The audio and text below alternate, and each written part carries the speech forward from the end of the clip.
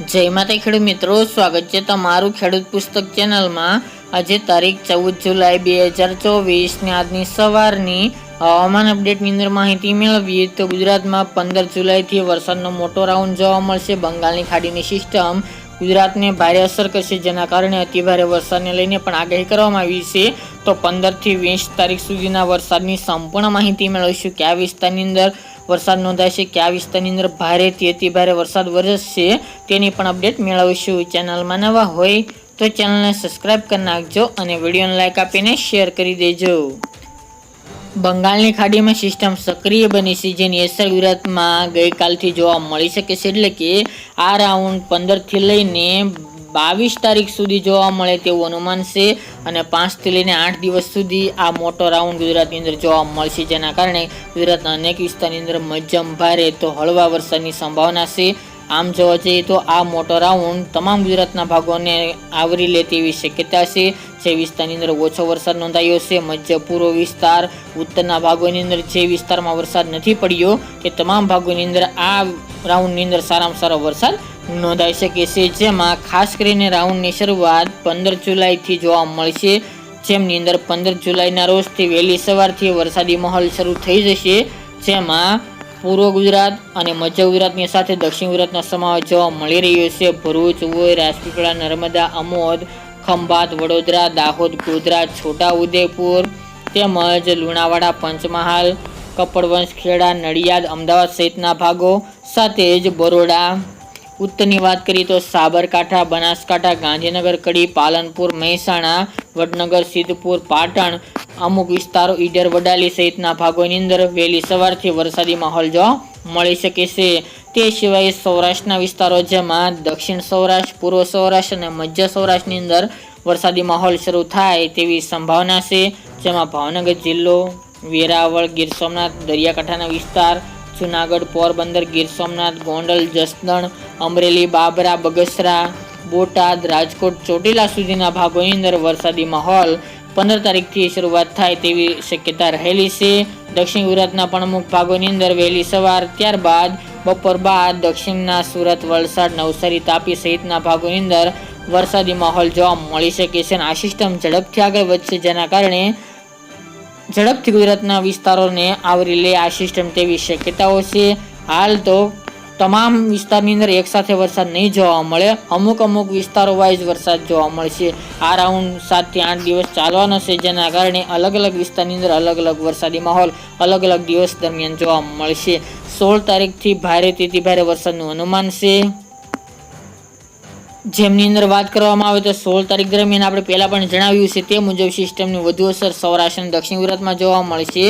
16 તારીખ દરમિયાન વલસાડ, વાપી, આહવા, ડાંગ, તાપી, નવાપુર, સુરત, બારડોલી, નવસારી તેમજ ભરૂચ, અમેદ, રાજપીપળા, નર્મદા સહિતના ભાગોની અંદર ભારેથી અતિ ભારે વરસાદની સંભાવના છે। આ સિવાય વાત કરીએ તો સિસ્ટમમાં ફેરફાર આજે જોવા મળી રહ્યો છે તે મુજબ વડોદરા, ખંભાત, નડિયાદ, અમદાવાદ, કપડવંશ, ખેડા, વિરમગામ સહિતના ભાગોની અંદર પણ ભારે વરસાદ નોંધાઈ શકે છે। ભાવનગર અને બોટાદમાં પણ વહેલી સવારે ભારે વરસાદનું અનુમાન છે। તે સિવાય વહેલી સવારે ગીર સોમનાથ, જુનાગઢ, અમરેલી, રાજકોટ, જામનગર, હળવદ, મોરબી સહિતના સુરેન્દ્રનગરના ભાગોની અંદર પણ સારો વરસાદ જોવા મળે તેવી શક્યતા છે।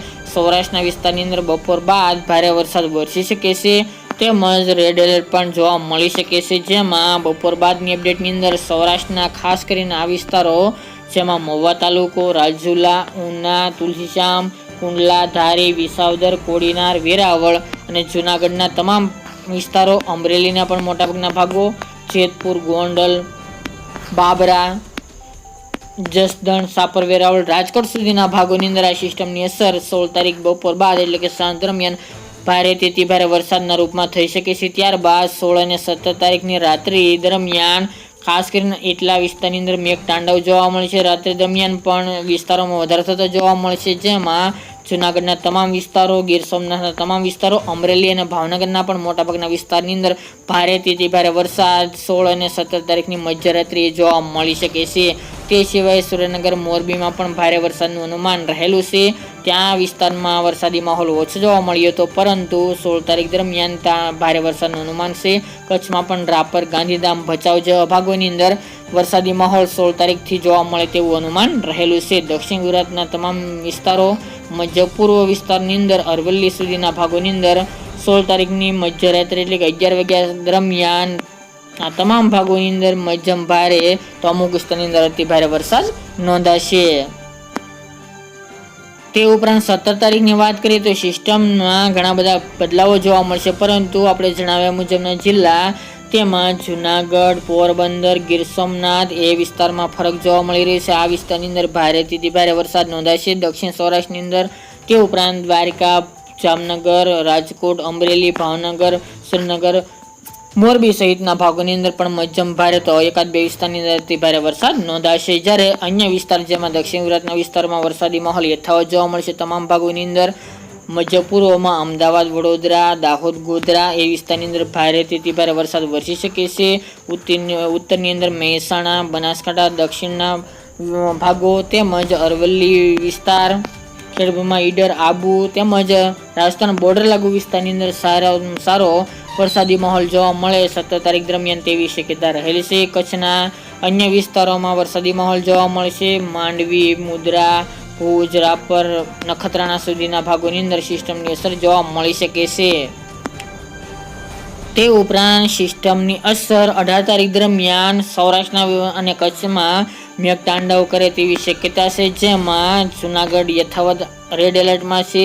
દ્વારકા, સલાયા, જામજોધપુર, જામખંભાળિયા, લાલપુર, કાલાવડ, જામજોધપુર, જામનગરના વિસ્તાર, રાજકોટ, ચોટીલા, મોરબી, ટંકારા, થ્રોલ સુધીના ભાગોની અંદર ભારેથી અતિ ભારે વરસાદ 18 તારીખ દરમિયાન જોવા મળશે. કચ્છમાં પણ માંડવી, મુદ્રા, ગાંધીધામ, શીશાગઢ, ખાવડા એટલા વિસ્તારની અંદર ભારેથી અતિ ભારે વરસાદનું અનુમાન છે. નલિયા, રાપર તેમજ લખપત, નખત્રાણા એ ભાગોની અંદર પણ મધ્યમ ભારે વરસાદ વરસી શકે છે.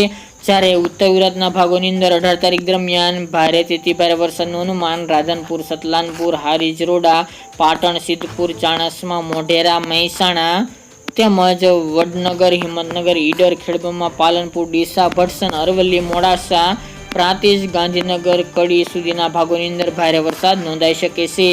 મધ્ય પૂર્વ વિસ્તારની અંદર સુરેન્દ્રનગરના વિસ્તારો તેમજ ખંભાત, નડિયાદ, ડાકોર, અમદાવાદ, કપડવંજ, ખેડા એ ભાગો અને વડોદરા સુધીના ભાગોની અંદર ભારે વરસાદનું અનુમાન 18 તારીખ દરમિયાન જોવા મળશે. જ્યારે દક્ષિણ ગુજરાતની અંદર વરસાદી માહોલ યથાવત તમામ જિલ્લાઓની અંદર જોવા મળી શકે છે. તો આપણે પહેલા જણાવ્યા મુજબ કે સિસ્ટમની અસર અલગ અલગ વિસ્તારમાં અલગ અલગ દિવસે જોવા મળી શકે છે. તો મિત્રો ખાસ કરીને આવી રીતે ગુજરાતમાં વરસાદી સિસ્ટમને કારણે આગામી 15 થી લઈને 22 જુલાઈ સુધી ગુજરાતમાં સાર્વત્રિક વરસાદ નોંધાશે. તેમજ મોટાભાગના વિસ્તારની અંદર ભારે વરસાદ તો અમુક વિસ્તારની અંદર અતિ ભારે વરસાદનું પણ એલર્ટ હાલ તો આપવામાં આવી રહ્યું છે. હાલ જે સિસ્ટમ જે તરફ આગળ વધી રહી છે તે મુજબના ચાર્ટ બતાવી રહ્યા છે, તે અમે આગાહી જણાવી રહ્યા છે તે મુજબના વિસ્તારો રહેશે. જો સિસ્ટમમાં થોડો બી ફેરફાર રહેશે, વિસ્તારો આગળ પાછા એકાદ બે થઈ શકે છે. બાકી જણાવ્યા મુજબના જિલ્લાઓની અંદર મધ્યમ ભારે અતિ ભારે વરસાદ જોવા મળી શકે છે, જેની તમામ ખેડૂત ભાઈ નોંધ લેવી. આપણે પહેલાં પણ જણાવીએ છીએ કે 15 ઇંચ સુધીનો પણ ધોધમાર વરસાદ અમુક વિસ્તારની અંદર ખાબકી શકે છે, એટલે ખેડૂત ભાઈએ સાવચેત રહેવું. તો મિત્રો આ અત્યારની વહેલી સવારની અપડેટ ફરી એક નવા વિડીયો સાથે મળીશું.